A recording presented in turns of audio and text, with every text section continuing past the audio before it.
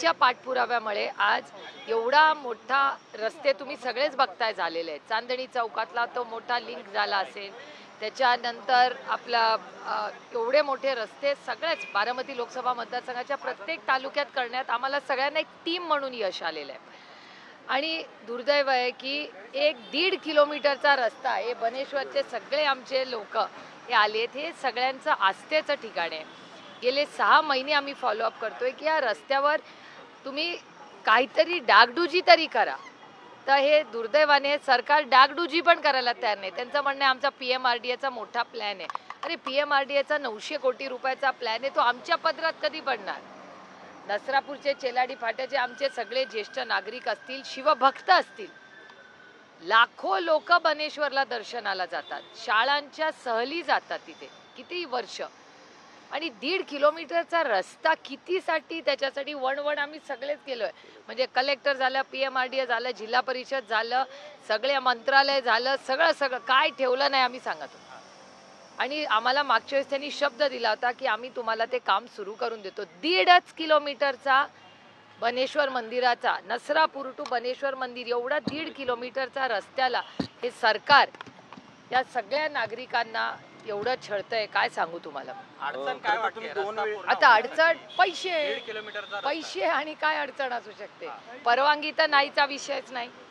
रस्ता काही नवीन आपण मागत नाहीये, आपण काहीच मागत नाहीये. आपण फक्त विनम्रपणे विनंती करतोय की मंदिराला जाणारा 1.5 किलोमीटरचा रस्ता, त्याच्यात खड्डे आहेत, तो नीट करा, एवढीच आमची. आणि आमचं तर एवढं पण म्हणणं आहे, आणि यांच्या परवानगीने मी बोलतेय की जर 900 कोटी रुपयाचा तिथे मोठा तुम्ही काय करणार असाल तर आम्ही स्वागत करतो. त्याला 1, 2, 3 वर्ष घ्या, आम्ही समजू शकतो, मोठा निधी आहे. पण 1.5 किलोमीटरचा रस्ता, खड्डे तर बुजवा, एवढं तरी करा तुम्ही. हे काय आता जास्त मागणी करतायत का मला सांगा? 2 वेळेस तुम्ही इशारा दिला होता, त्यानंतरही प्रशासनाला जाग आली नाही. तुम्ही एकदा ट्विट केलं, त्याच्यानंतर त्यांनी आश्वासन दिलं होतं. अजूनही खरं तर त्याच्यावर तोडगा नाही. दुर्दैव हे दुर्दैव. हे बघा, तुमच्या प्रश्नाचंच माझं उत्तर आहे ना, म्हणून तर इथे येऊन बसावं लागतं आज त्यांना. म्हणजे आम्हाला याच्यात राजकारण आणायचं नाही, कारण का आमच्या सगळ्या तुळजापूरमध्ये ड्रग्ज प्रकरणातले आरोपी असलेल्या पुजाऱ्यांच्या देवीचा दररोजच्या पूजेसाठी संबंध नसल्याचं पुजारी मंडळाने सांगितले. 3 वर्षापासून तुळजापुरात सुरू असलेल्या ड्रग्ज विरोधी तस्करी विरोधात पुजारी मंडळानं पहिल्यांदाच आवाज उठवल्याचा दावा बिपिन शिंदे यांनी केलाय.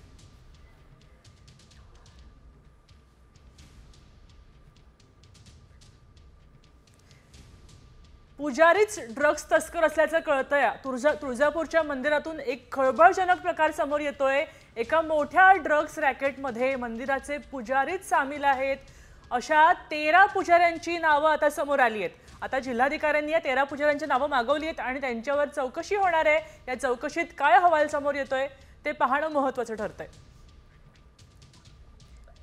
तुळजापूर हे अत्यंत महत्त्वाचं मंदिर आहे, महाराष्ट्राचं आराध्य दैवत आहे. आणि तिथल्या आपण थेट तुळजापुरात जाऊया. त्यासाठी त्या ठिकाणी आमचे प्रतिनिधी बालाजी सुरवसे उपस्थित आहेत, त्यांच्याकडून अधिक माहिती जाणून घेऊया.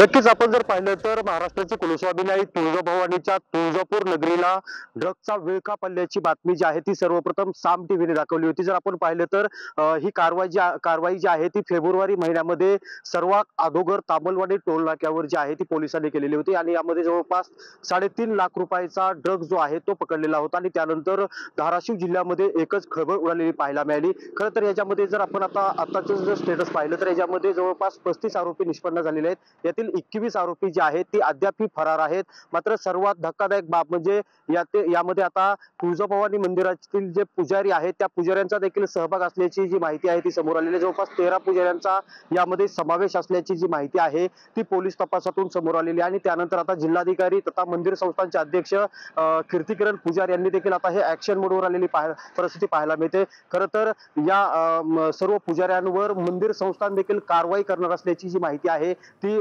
जिल्हाधिकाऱ्यांनी. बातमी वेगळी आहे. अगदी थोडा वेळ वाट पहा, कारण रिझर्व्ह बँक ऑफ इंडिया मोठा निर्णय घेणार आहे. कर्जाचा EMI कमी होणार की वाढणार याचा निर्णय आता थोड्याच वेळात होणार आहे. कारण RBI आज रेपो रेटचा दर जाहीर करणार आहे. 25 basis points to 6% with immediate effect. Consequently, the standing deposit facility, the SDF rate under the liquidity adjustment facility shall stand adjusted to 5.75%, and the marginal standing facility rate or the MSF rate and the bank rate shall stand adjusted to 6.25%.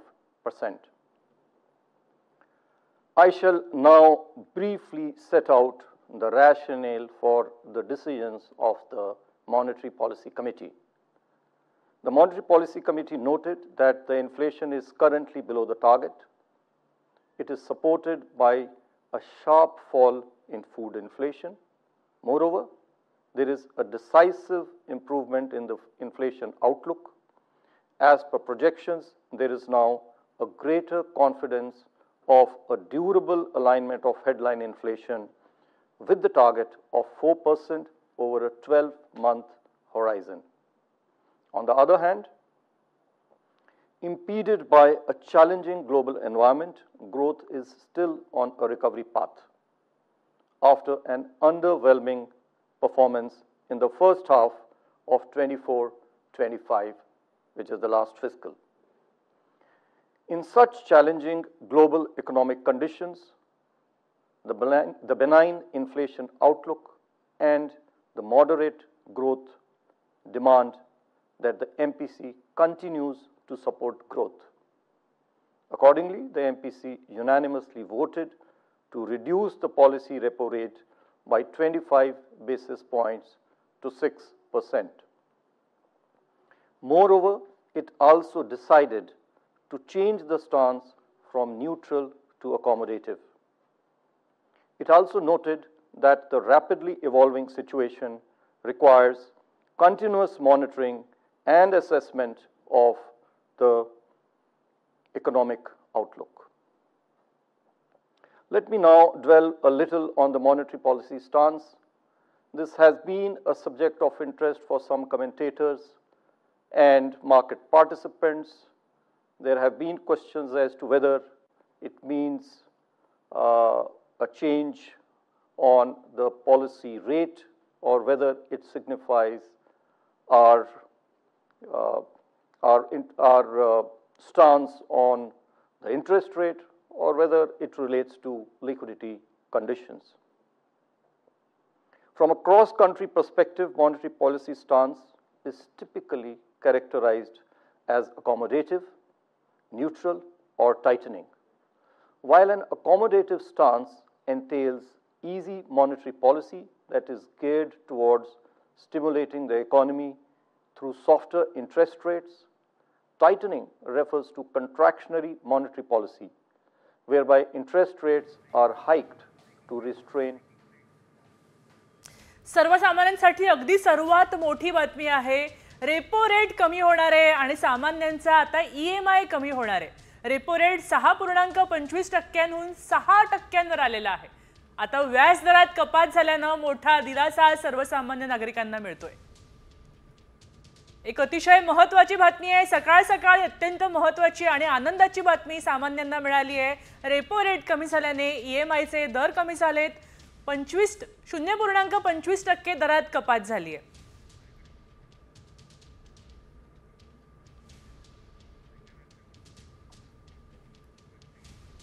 सकाळी उठल्या उठल्या सामान्य माणूस share बाजार पाहतो. आता share बाजारामध्ये काय हवाला आहे पाहूया. शेअर बाजारात पुन्हा एकदा घसरण पाहायला मिळाली. सेन्सेक्स उघडताच 400 अंकांनी घसरला तर निफ्टीतही 200 अंकांपेक्षा जास्त घसरण झाली आहे. बाजार उघडताच सेन्सेक्स आणि निफ्टी घसरले.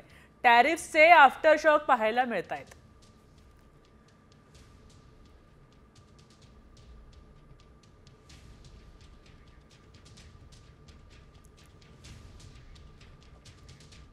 भारतावर अमेरिकेने 26% आयात शुल्क लादलं आणि त्यानंतर जो आजपासून लागू झालाय. सकाळी 9:31 हा निर्णय लागू करण्यात आलाय. आजपासूनच अमेरिकेत निर्यात होणाऱ्या प्रत्येक भारतीय वस्तूवर 26% कर आकारला जाईल.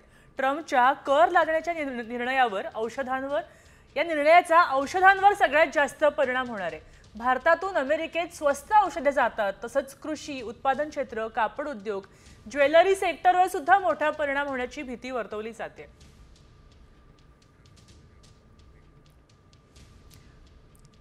ऑटो इंडस्ट्रीला सर्वात मोठा झटका बसणार आहे. अमेरिकेतील विक्रीवर त्याचा परिणाम होणार आहे. औषधांच्या किमती वाढणार आहेत. फार्मा कंपन्यांवर परिणाम होणार आहे. दुग्धजन्य पदार्थ महागणार आहेत. ग्राहकांच्या खिशाला फटका बसणार आहे. डायमंड आणि ज्वेलरी उद्योग अडचणीत येणार का, तर निर्यातीवर परिणाम होणार आहे. केमिकल आणि मेडिकल उपकरण कंपन्यांसाठी धोक्याची घंटा आहे.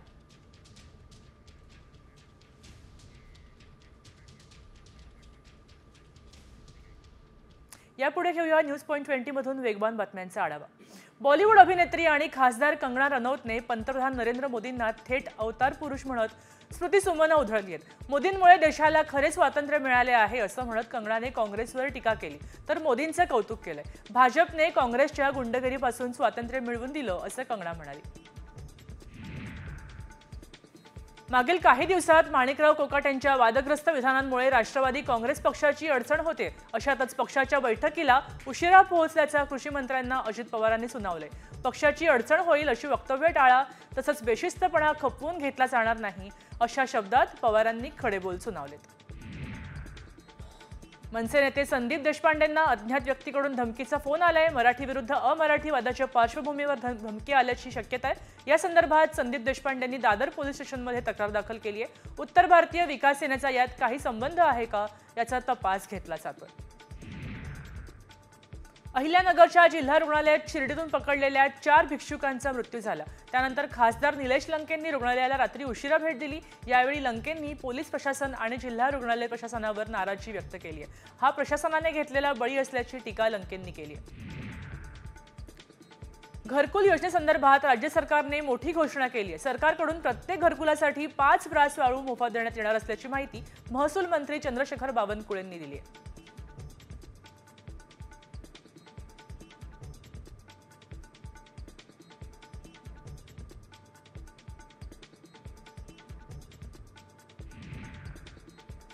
सोन्याचे दर पुन्हा घसरलेत. सोन्याच्या दरात 300 रुपयांची घसरण झाली आहे. सोनं आता 88,500 रुपये प्रति तोळ्यावर पोहोचलंय. मात्र चांदीच्या दरात वाढ झाली आहे. चांदीचे दर 1,200 रुपयांनी वाढलेत. चांदी आता 91,000 रुपये प्रति किलोवर पोहोचली आहे. मुंबईकरांना सलग तिसरा धक्का बसलाय. डोमेस्टिक गॅसच्या एक्सचेंज रेटमध्ये वाढ झाल्यानंतर सीएनजी आणि पीएनजीचे दर वाढलेत. पीएनजीचे दर 1 रुपयानं तर सीएनजीचे 1.5 रुपये प्रति किलो प्रमाणे आकारण्यात आलेत. मुंबईत हा निर्णय अनुक्रमे 8 आणि 9 एप्रिलच्या मध्यरात्रीपासून लागू होईल. आता फक्त QR कोड आणि फेस आयडीच्या मदतीनं ओळख पटवता येणार आहे. केंद्र सरकारने त्यासाठी नवीन ॲप लॉन्च केलंय. अनेकदा ओळखपत्रासाठी प्रत्येक ठिकाणी आधार कार्ड दाखवावं लागतं. मात्र येत्या काही काळात आधार कार्ड नंबर सायबर गुन्हेगारांच्या हाती लागण्याची शक्यता आहे. आधार कार्ड अधिक सुरक्षित करण्यासाठी आता केंद्रानं नवीन ॲप लॉन्च केलंय.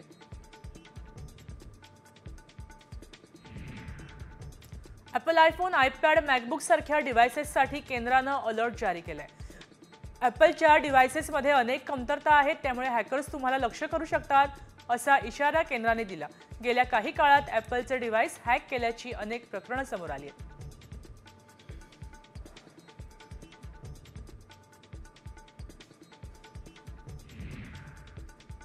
अभियांत्रिकी, कृषी आणि औषध निर्माणशास्त्र अभ्यासक्रमासाठी MHT CETला सुरुवात झाली आहे. यंदा 7,64,000 विद्यार्थ्यांची नोंदणी झाली आहे. 2 टप्प्यात ही परीक्षा होते. 9 ते 17 एप्रिल भौतिकशास्त्र, रसायनशास्त्र आणि जीवशास्त्र अर्थात PCB गटाची परीक्षा होणार आहे. राज्यात नव्या आर्थिक वर्षापासून रेडी रेकनच्या दरात वाढ करण्यात आली आहे. प्रत्येक मालमत्तेसाठी एकच मूल्यदर लागू असतो. मात्र मालमत्तेच्या मूल्यानुसार त्यात तफावत असल्यानं जमीन मालक किंवा बांधकाम व्यावसायिकाला तोटा सहन करावा लागतो. ही तफावत दूर करण्यासाठी मालमत्तेनुसार रेडी रेकनर दर लागू करण्यासाठी विचार सुरू आहे. एल्फिन्स्टन पूल बंद करण्यापूर्वी वाहतूक पोलिसांनी 13 एप्रिलपर्यंत नागरिकांकडून सूचना हरकती मागवल्यात. या पुनर्बांधणीच्या कामामुळे मोठी वाहतूक कोंडी होणार आहे. त्यामुळे पुढच्या नियोजित पाडकामासाठी हरकती मागवण्यात येत आहेत. हरकती न आल्यास पुढील 4 ते 5 दिवसात पाडकामाला सुरुवात होईल. तानसा, भातसा, मोडकसागर या धरणांनी तळ गाठलाय. या धरणांमध्ये केवळ 33.57% पाणीसाठा शिल्लक राहिलाय. त्यामुळे मुंबईत पाणी टंचाई जाणवू लागली आहे. भारतातील राखीव पाण्यासाठी मुंबई महापालिकेने मागणी केली आहे। धाराशिवमधील उस्मानपुरा भागातील नागरिकांना पाणी टंचाईचा सामना करावा लागतोय। 8-8 दिवस पाणी येत नसल्यानं महिला पाणी टंचाईने त्रस्त आहेत। नगर परिषदेकडून 5 ते 6 दिवसाला पाणी पुरवठा केला जात असून टंचाई स्थिती नसल्याचा अधिकाऱ्यांचा दावा आहे। नगर परिषदेने कमीत कमी 4 दिवसाआड पाणी पुरवठा करावा अशी मागणी महिलांनी केली आहे।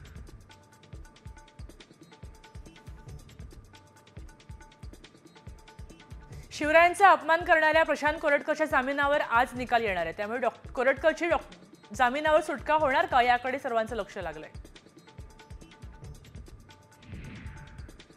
पुण्यातील दीनानाथ मंगेशकर रुग्णालय परिसरात आता पुणे पोलिसांकडून प्रतिबंधात्मक आदेश जारी करण्यात आलेत। रुग्णांच्या नातेवाईकांशिवाय इतर व्यक्तींना जमण्यास प्रतिबंध असेल। सोबतच रुग्णालय परिसरात कुठलाही वादग्रस्त मजकूर लावण्यास मनाई आहे। हा आदेश पोलीस कर्मचारी, रुग्णवाहिका चालक यांच्यासाठी लागू नसेल। उन्हाळ्यात बुरशीजन्य संसर्गामध्ये वाढ होण्याची शक्यता असते। मुंबईतील उच्च आर्द्रता आणि वाढतं तापमान यामुळे संसर्ग पसरण्यास अनुकूल वातावरण निर्माण होतं, त्यामुळे या काळात सुती कपडे वापरण्याचं आवाहन डॉक्टरांनी केलंय। विदर्भ, मराठवाडा, पश्चिम महाराष्ट्र आणि खानदेशातील बहुतेक ठिकाणी पारा 40ची पार गेलाय। राज्यात सर्वाधिक तापमानाची नोंद अकोल्यात झाली आहे। 44.1 अंश सेल्सिअस एवढं तापमान काल नोंदवण्यात आलं। मुंबईसह किनारपट्टी भागात तुलनेनं तापमान कमी आहे। मुंबईत 34 अंश सेल्सिअस तापमानाची नोंद झाली आहे। दरम्यान आज मुंबईत उष्ण आणि दमट वातावरणाचा अंदाज हवामान विभागानं व्यक्त केलाय। 2 दिवसांपासून जालना जिल्ह्यातील तापमानाचा पारा 41 अंश पार झालाय। पुढील काळात तापमानात अजून वाढ होणार असल्यानं आरोग्य विभागाकडून दक्षता घेतली जाते। तापमानाचा चढता क्रम मे महिन्याच्या पहिल्या आठवड्यापर्यंत राहणार आहे, त्यामुळे आरोग्य विभाग अलर्ट मोडवर आलाय। यवतमाळ जिल्ह्यात तापमानानं 42 सेल्सिअसचा आकडा ओलांडलाय। वाढत्या उन्हामुळे नागरिकांनी दुपारी घराबाहेर पडणं टाळल्यानं नेहमी गजबजलेले रस्ते निर्मनुष्य पाहायला मिळत आहेत। वाढत्या उन्हाचा बाजारपेठेवरही परिणाम झालाय। सायंकाळी उन्हाची तीव्रता कमी झाल्यावर बाजारपेठेत वर्दळ दिसते।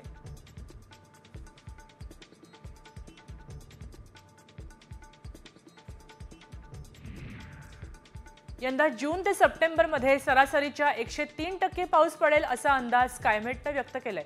महाराष्ट्रातही समाधानकारक पाऊस पडेल असा अंदाज जाहीर करण्यात आलाय।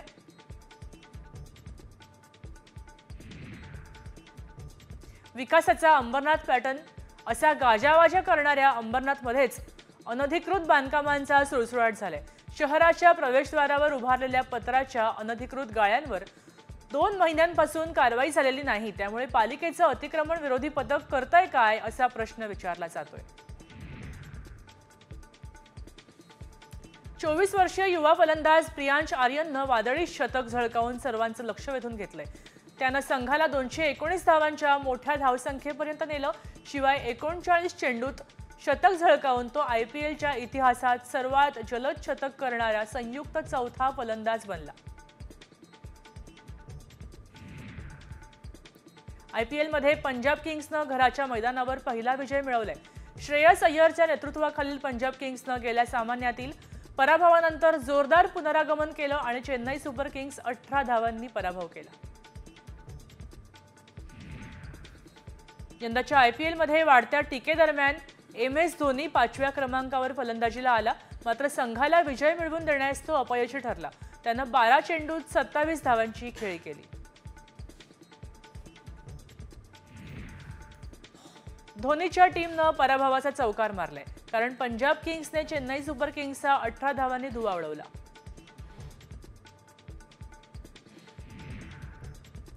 नाशिकच्या ऐतिहासिक काळाराम मंदिरातील श्रीराम रथयात्रा काल पार पडली।